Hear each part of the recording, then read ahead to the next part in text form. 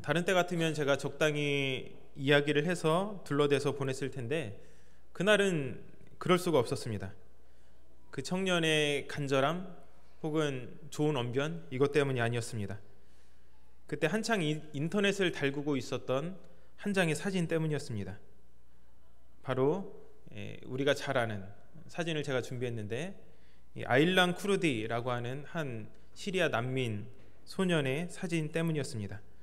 시리아에서 내전을 피해서 배를 타고 지중해를 건너다가 이 아이가 죽었는데 터키 해안에서 발견이 되었습니다. 제가 이 사진을 보고 이 아이를 키우다 보니까는 아이의 아빠로서 그것을 생각하니까 너무나도 가슴이 아팠습니다. 그리고 시간이 이제 얼마쯤 지나서 그 사건을 잊혀질 때쯤 해서 그런 난민들을 돕는 단체에서 사람이 와서 제가 그 사람을 만나게 된 것이죠. 저는 그 사람 때문이 아니라 바로 이 사진 때문에 기꺼이 후원하겠다고 했습니다. 그 한 장의 사진이 저에게 그 어떤 말보다 더 큰 동기가 되었기 때문입니다. 여러분, 어떤 일이나 목적을 이루는 데 있어서 가장 중요한 것이 무엇이라고 생각하십니까? 열정이요? 책임감? 혹은 성실함? 모든 것이 다 중요하겠지만 가장 중요한 것, 어떤 것을 끝까지 포기하지 않고 열정적으로 밀어붙일 수 있는 그 단 하나의 결정력이 뭐냐면 동기부여입니다. 동기부여. 내가 왜, 무엇 때문에 이 일을 해야 되는지에 대한 그 동기 말입니다. 제가 공부가 가장 쉬웠어요 라고 하는 책을 읽은 적이 있습니다. 그 책을 읽어보면 저자가 다른 학생들, 공부하는 학생들은 싫어할 만한 그런 말을 한다는 이유가 있어요. 어려운, 그리고 여러 가지 형편 때문에 진학을 못하고 일용직을 전전하면서 살다 보니까 너무 삶이 고되고 힘이 든 거죠. 그래서 뒤늦게 공부를 시작을 했는데 육체의 고된 노동에 비하면 이게 너무나도 자기에게 쉬웠다는 것입니다. 공부가 가장 쉬웠다는 것이죠. 육체를 힘들게 하는 이 노동이 이 사람에게는 공부에서 성공하고자 했던 귀한 이런 동기부여가 되었다는 것이죠. 우리가 10월을 집중 전도의 달로 보내고 있습니다. 그런데 저는 전도에 있어서도 동일한 원리가 작용된다고 생각을 합니다. 전도를 함에 있어서 어떻게 우리가 전도를 해야 될까? 방법론도 중요하지만 그것만으로는 전도를 시작할 수 없다는 것입니다. 성경 말씀을 통해서 왜 전도해야 되는지를 알고 어떻게 전도를 해야 되는지에 대한 특강을 듣고 누구의 간증을 듣고 이런 이야기 다 중요하지만 그러한 일들이 우리를 실제적인 전도자로 만들지는 못한다는 것입니다. 왜냐하면 그것이 우리에게 어떤 동기부여를 준다면 이야기가 달라지겠지만 그렇지 않다면 그냥 그 순간 맞아, 전도자로 살아야지, 그것이 우리 그리스도인의 삶의 이유지, 이렇게 그 순간에는 이야기할지 모르지만 삶 가운데 금방 잊혀지기 때문에 그렇습니다. 전도에 어떤 강력한 동기가 동반되지 않으면 일시적으로는 우리가 전도할 수 있겠지만 평생을 그렇게 살아갈 수 없습니다. 저는 여러분에게 한 가지를 묻고 싶습니다. 여러분, 전도의 동기가 무엇이라고 생각하십니까? 무엇이 여러분 전도의 동기라고 생각하시나요? 저는 오늘 말씀을 통해서 딱 하나의 주제로 그것을 여러분과 나누려고 합니다. 제가 보통 말씀을 전할 때 세 개의 대지로 나누어서 전하곤 하는데 오늘은 대지 없이, 그래서 어쩌면 두서가 없어 보일지 모르지만 제 개인의 고백이 들어가기도 하고 그렇기 때문에 간증의 형식을 갖춘 말씀일 수도 있습니다. 그런데 이 단 하나의 주제를 가지고 여러분과 함께 은혜를 나누어 보도록 하겠습니다. 아무쪼록 오늘 말씀을 통해서 여러분과 저 그리고 우리 모두가 일상의 전도로 많은 사람을 구원의 길로 이끌 수 있는 그런 실제적인 변화의 그런 시간으로 삼기를 축복합니다. 우리가 잘 아는 것처럼 로마서는 크게 두 부분으로 나뉘고 있습니다. 1장부터 11장 그리고 12장부터 16장까지가 그것입니다. 그래서 1장부터 11장까지는 구원에 대한 교리를 다루고 있고 12장부터 16장까지는 그리스도인의 윤리와 생활 부분에 대해서 다루고 있습니다. 바울은 치밀하고 견고한 논리 전개로 하나님의 구원 계획을 설명하고 있습니다.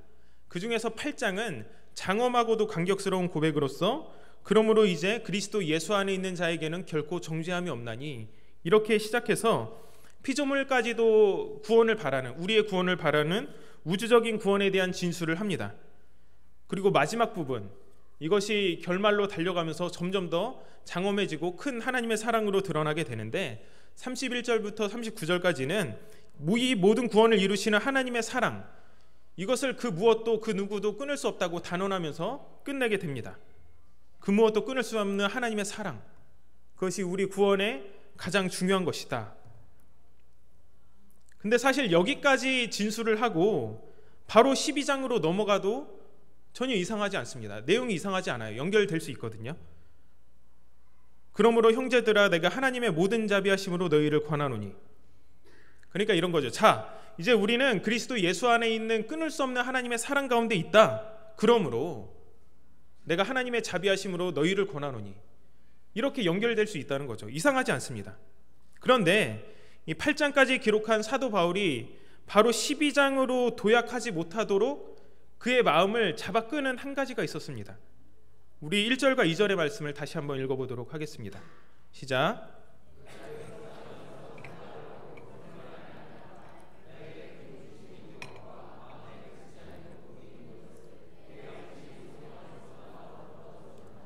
아멘. 인간뿐 아니라 피조물이 바라는 우주적인 구원에 대한 하나님의 놀라운 계획을 통해서 그는 감격하고 그 섭리에 감탄했습니다. 그리고 그 순간, 그렇게 감격하는 순간 그의 마음을 때리는 것이 한 가지 있었습니다. 탁 치는 것이 한 가지 있었죠. 그것은 바로 자신의 동족이며 형제인 이스라엘이었습니다. 그들을 생각했을 때 자신이 받은 구원, 그리고 구원이 필요한 그들, 이 두 가지 대조를 통해서 그는 큰 근심에 사로잡혔고 마음에 그치지 않는 고통이 그 가운데서 일어났던 것입니다. 동족이며 형제이긴 했지만 사실 그들은 바울이 복음을 전하는 데 있어서 큰 거침돌이였습니다. 왜냐하면 바울이 가는 곳마다 그곳 사람들을 충동질해서 전도를 하지 못했던 사람들이 동족이었어요. 유대인. 그리고 3차 전도 여행을 마치고 예루살렘에 돌아갔을 때 바울을 쳐서 죽이려고 했던 것도 역시 동족인 이스라엘 사람들이었습니다. 그럼에도 바울은 그들을 생각할 때 가슴이 너무나도 아팠던 것입니다.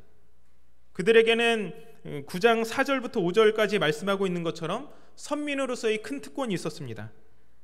그래서 양자됨, 4절과 5절을 보면 양자됨, 영광, 언약, 율법, 예배, 약속, 조상도 그들의 것이고 육신으로 하면 그리스도가 그들에게서 나셨으니, 이렇게 말씀을 하고 있습니다. 하나님의 택한 민족으로서의 큰 특권이 그들에게 이미 있었습니다. 하지만 지금 그들의 상태는 이방인보다 더 하나님에게서 멀어져 있었습니다. 바로 그것이 바울의 슬픔이었습니다. 이 바울의 말에서 우리는 구원받은 자에게서 뒤따라오는 거룩한 부담감 혹은 고통, 이러한 것들을 느끼게 됩니다. 자기가 받은 그 구원의 감격이 클수록 그렇지 못한 사람을 바라볼 때의 안타까움과 고통, 근심, 이것은 자신이 받은 구원의 감격만큼 훨씬 더 큰 것이었던 것입니다. 다시 한번 질문하겠습니다. 여러분, 전도에 있어서 가장 큰 동기가 무엇일까요? 왜 우리가 전도를 하지 못할까요? 전도에 있어서 가장 큰 동기는 바로 영혼을 향한 사랑입니다. 근데 이렇게 이야기를 하면 너무 뻔해요. 별로 와닿지 않죠. 이렇게 이야기를 하면. 그거 누가 모르나요? 당연히 전도해야 되는 거 우리 모두 잘 알고 있습니다. 자기까지 잘 알고 계시다면 여기에 한 가지를 덧붙이겠습니다. 그럼 우리가 영혼을 사랑하되 어떻게 사랑해야 될까? 바울은 자신에게 큰 근심과 그치지 않는 고통이 있다고 말한 후에 그 동족을 향한 자신의 사랑이 얼마나 간절한지 3절에 이렇게 말씀하고 있습니다. 우리 다 함께 읽어보도록 하겠습니다. 시작.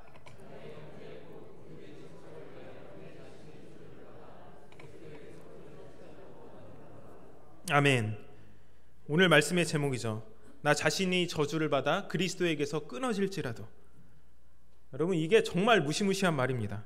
그래서 저주라고 하는 말은 아나데마라고 하는 헬라어로 되어 있는데, 이 단어는 기본적으로 하나님께 바쳐진 것, 제단에 바쳐진 봉헌 제물을 뜻하는 말입니다.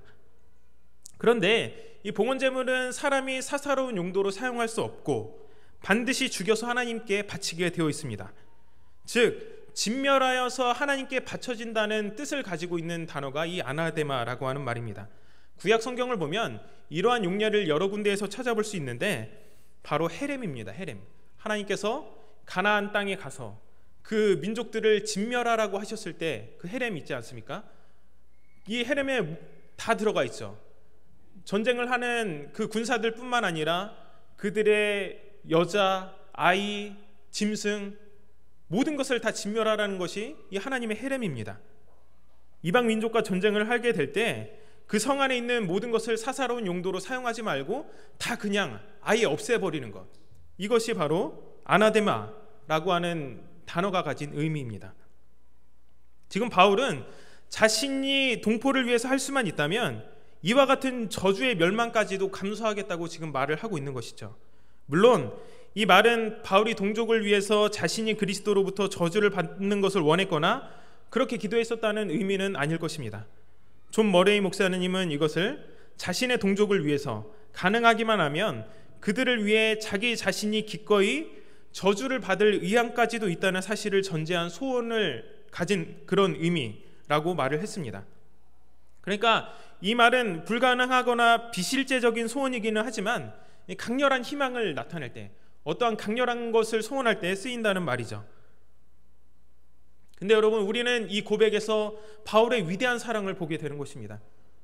영혼 사랑해야 된다는 거 우리 다 알고 있습니다. 그러면 그 영혼을 어떻게 사랑해야 된다는 말입니까? 바울이 말한 바는 어떤 것이죠? 내 자신이 저주를 받아 끊어질지라도 내 동족이 구원을 받을 수 있다면 저는 괜찮습니다. 구원받은 자에게 뒤따라오는 환희와 기쁨, 세상에서는 경험하지 못하는 충만한 하나님의 사랑입니다. 바울은 이미 8장을 통해서 이러한 하나님의 구원 계획에 감격했습니다. 그런데 거기서 끝나지 않고, 그래서 바로 그리스도인의 삶과 그 윤리로 넘어가지 않고 중요한 한 가지를 짚고 있는 것입니다. 구원이 필요한 동족을 향한 안타까운 마음. 자, 내가 예수 그리스도의 피값으로 구원을 받았고 그 누구도 이제 나를 정죄하지 못한다. 나는 그리스도 안에 있고 그 무엇도 하나님의 사랑에서 끊을 수 없다. 그런데 이제 내 마음을 짓누르는, 그리고 나를 고통스럽게 하는 한 가지가 있는데 그것은 바로 내 동족 이스라엘. 그들도 이런 기쁨을 가져야 할 텐데, 만약에 그들이 예수 그리스도를 믿고 하나님의 자녀로 돌아올 수만 있다면 내 자신이 하나님의 저주를 받아서 아예 없어져 버리는, 진멸되어 버리는 그런 존재가 될지라도 나 괜찮아. 내 동족이 구원받을 수 있다면 나는 괜찮아.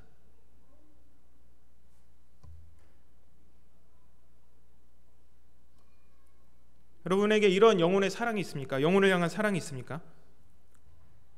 저는 로마서 말씀을 너무 좋아해서 로마서 강해도 했었고 자주 읽곤 했습니다. 9장의 말씀도 많이 읽었죠. 그런데 바울의 이러한 안타깝고 또 민족을 향한 고통스러운 심정이 내 것이 되지는 않았어요. 그냥 제3자의 입장으로서 바울이 민족을 향한 그런 안타까움이 있었구나, 나도 그런 마음을 가져야지, 이 정도뿐이었죠.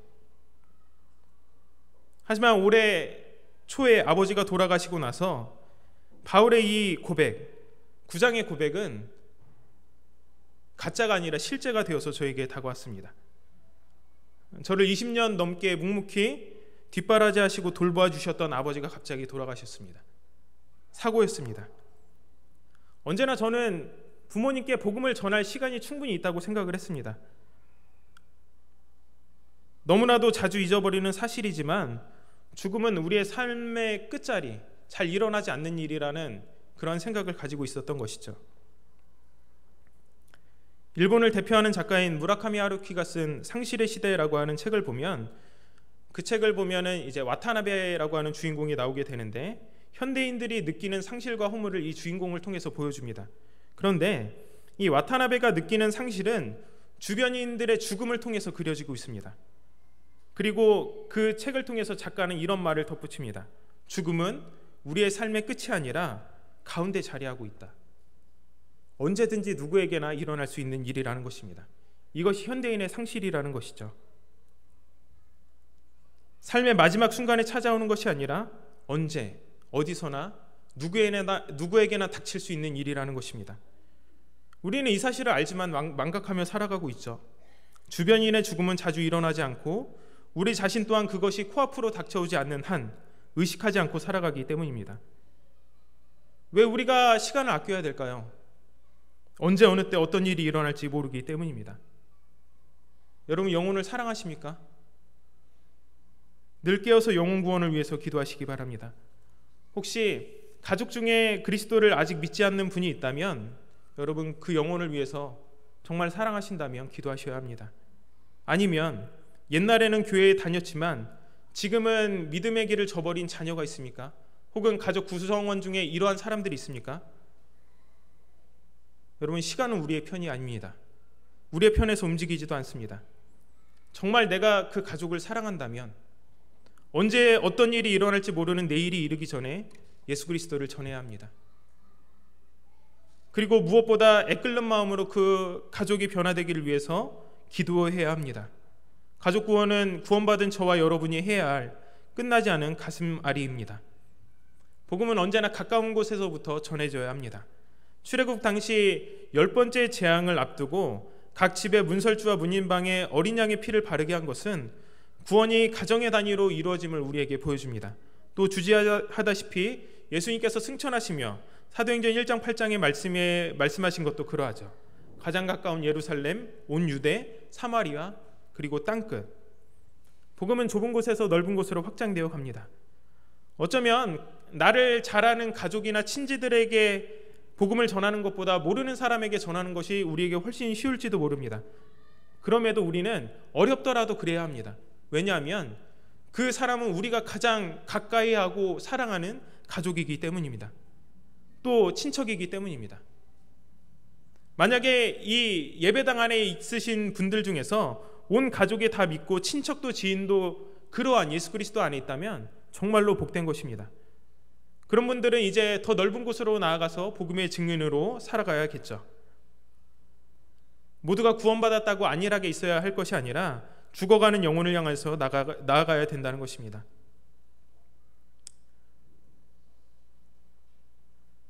저는 누구보다 이 부모님을 존경하고 사랑한다고 생각을 했습니다.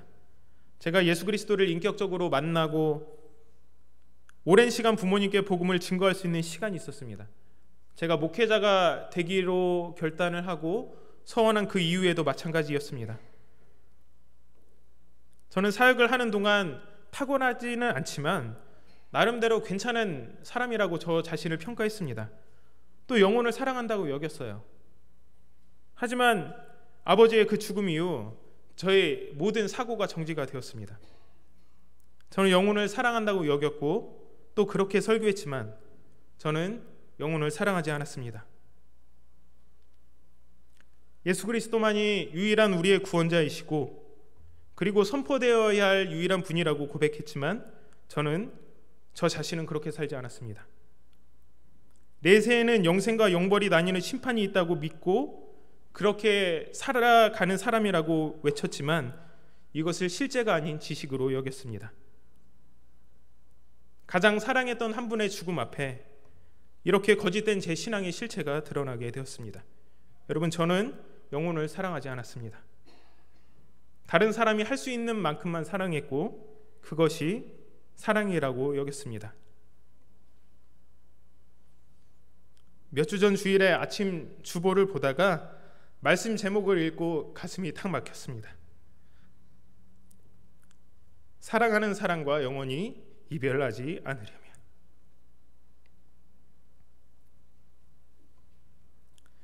제 아내는 그 말씀을 듣고 장인어른이 생각이 나서 막 울었다고 그러더라고요. 우리가 영혼을 구원을 하는 데 있어서 가장 중요한 동기는 말할 것도 없이 그 영혼을 향한 사랑입니다. 그냥 우리가 다른 사람이 사랑하는 만큼 사랑하는 것이 아니라 우리가 정말로 부활과 내세를 믿고 하나님의 심판에 대해서 우리가 확신한다면 그것이 그 영혼에게도 닥칠 것이라고 우리가 생각을 한다면 그 영혼을 향한 사랑을 가지고 우리는 이렇게 복음을 전해야 합니다. 영혼을 향한 사랑은 우리가 믿는 확실한 믿음의 토대가 전제되어 있습니다. 오직 예수 그리스도만이 우리의 구원자이시며 나는 마지막 심판에 대한 확신이 있다. 여러분, 이 사실을 믿으십니까? 그러면 전도해야 합니다. 그러면 복음을 전해야 합니다. 시간이 너무 늦기 전에 믿지 않는 우리의 가족들에게 그리고 주변의 지인들에게 그리고 이 나라의 민족들에게 우리는 이 복음을 전해야 합니다. 입술로만 하나님의 시선을 갖게 해달라고 하나님의 마음을 갖게 해달라고 찬양하고 그렇게 고백하는 것이 아니라 실제로 그 잃은 영혼을 바라보는 하나님의 안타까운 마음을 가지고 전도해야 하는 것입니다. 여러분, 우리에게 남겨진 시간이 있다면 영혼을 사랑할 만한 그 시간만이 남아있음을 여러분 기억하십시오. 세월을 아껴서 영혼을 돌보고 사랑하는데 시간을 보내시기 바랍니다. 신대원 시절에 교수님으로부터 하나님의 부름을 받은, 일찍 하나님의 부름을 받은 한 제자에 대한 이야기를 들은 적이 있습니다.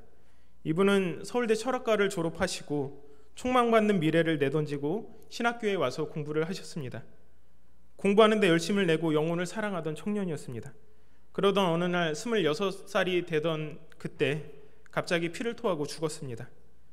동료 전도사들이 그 전도사의 유품을 정리를 하다가 일기처럼 기록한 그의 기록을 보게 되었습니다. 그 중에 한 부분을 제가 인용을 해보겠습니다. 당신은 시간을 어떻게 쓰고 있습니까? 시간이 넉넉합니까? 아니면 항상 모자랍니까? 우리는 늘 시간이 없다고 말합니다. 늘 할 일이 쌓였고 실제로 바쁘게 다닙니다. 그러나 예수님처럼 할 일이 많았던 분이 또 있을까요? 예수님께서 위와 같은 고민을 했을 법하지 않습니까? 그런데도 예수님께서 단 3년의 공생의 후에 다 이루었다고 말씀하실 수 있었던 그 열쇠는 어디에 있습니까? 예수님은 온 인류를 구원하시기 위해 사셨지만 실제로는 보잘것없는 사람들을 사랑하는데 대부분의 시간을 보내셨습니다.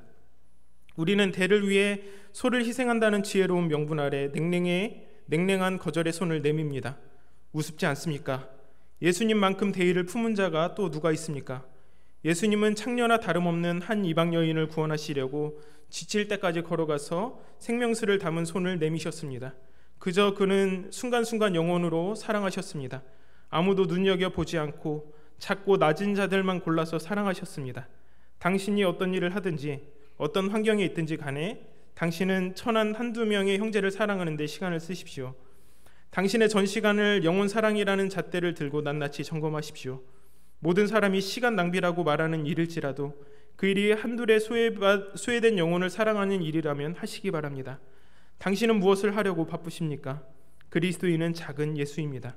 우리에겐 영혼을 사랑할 시간밖에는 없습니다. 영혼을 사랑할 시간밖에는 없습니다. 여러분, 이 고백이 오늘 저와 여러분의 고백이 되기를 바랍니다. 또한 바울의 이 고백, 나의 형제 곧 고륙의 친척을 위하여 내 자신이 저주를 받아 그리스도에게서 끊어질지라도 원하는 바로라. 바울의 이 고백이 오늘 가족을 바라보는, 그리고 믿지 않는 영혼을 바라보는 여러분의 고백이 되기를 바랍니다. 기도하겠습니다. 말씀을 정리하겠습니다. 전도의 가장 큰 동기는 영혼을 사랑하는 마음입니다. 저주를 받아 내가 그리스도에게서 끊어질지라도 라고 하는 이 고백이 오늘 잃어버린 영혼을 바라보는 나의 고백이 되기를 여러분 기도하시기 바랍니다. 가까운 사람부터 여러분 전도해야 합니다. 사랑하는 사람과 영원히 이별하지 않으려면 여러분 복음의 메시지를 그 가족에게 내일을 장담하지 말고 바로 오늘 전해야 할 것입니다. 그런 사람이 되기를 위해서 여러분 기도하시기 바랍니다. 또한 전도에 대해서 말만 하는 자가 아니라 나 자신이 전도자로 살아갈 수 있도록 잃어버린 자들을 향한 하나님의 진짜 마음을 우리에게 부어주시옵소서. 우리 함께 기도하도록 하겠습니다. 살아계신 아버지 하나님, 거룩하신 주님의 은혜와